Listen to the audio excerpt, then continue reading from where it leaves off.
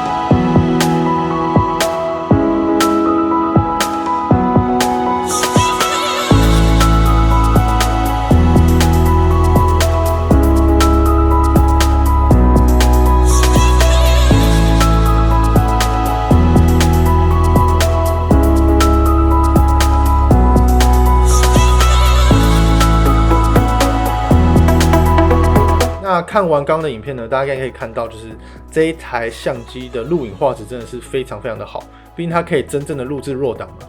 好，那首先来跟各位聊一下，就是它的规格的部分，因为我相信很多人可能懒得去官网看，所以我在这边跟各位解释一下，它的最高规格呢可以录制到弱档的 4K 12bit， 然后 24P， 这是它的最高规格。如果它日后可以更新 12bit 30P 的话，我相信是个更好的选项。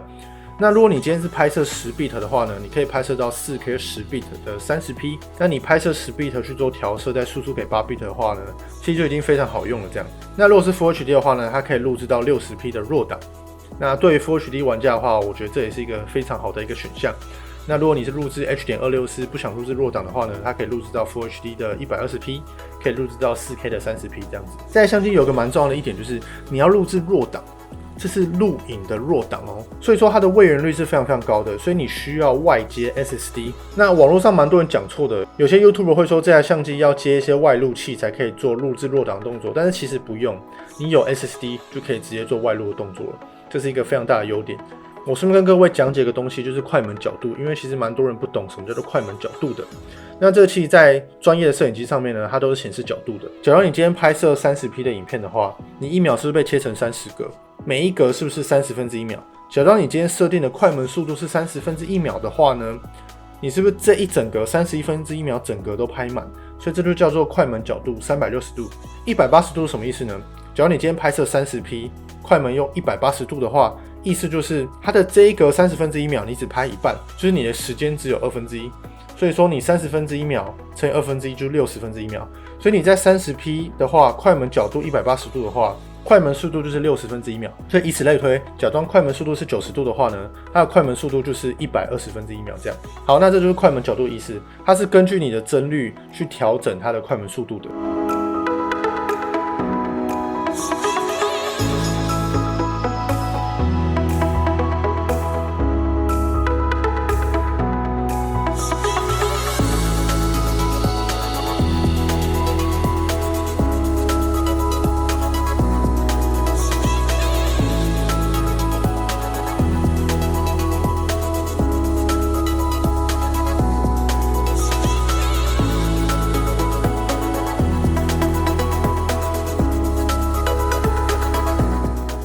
那再来就是动态范围的部分。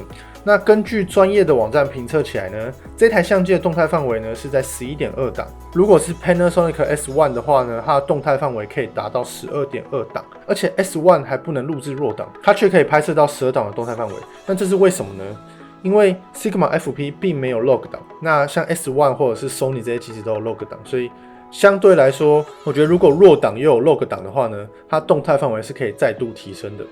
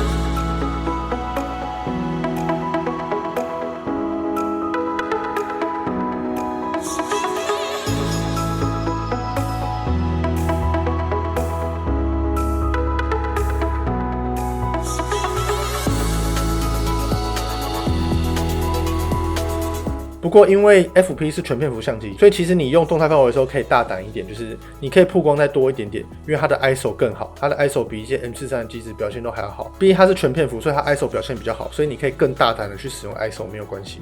有时候录影录到一半的时候，它会出现频闪的现象，这频闪是蛮诡异的频闪，就是明明画面的亮度没有变，而且我也用 M 模式，但是录出来的画面却是在闪烁的。那我觉得这应该真的是这台相机的问题，所以我们也希望说日后的韧体更新可以改善这一块。怎样的人适合这台相机，怎样的人不适合呢？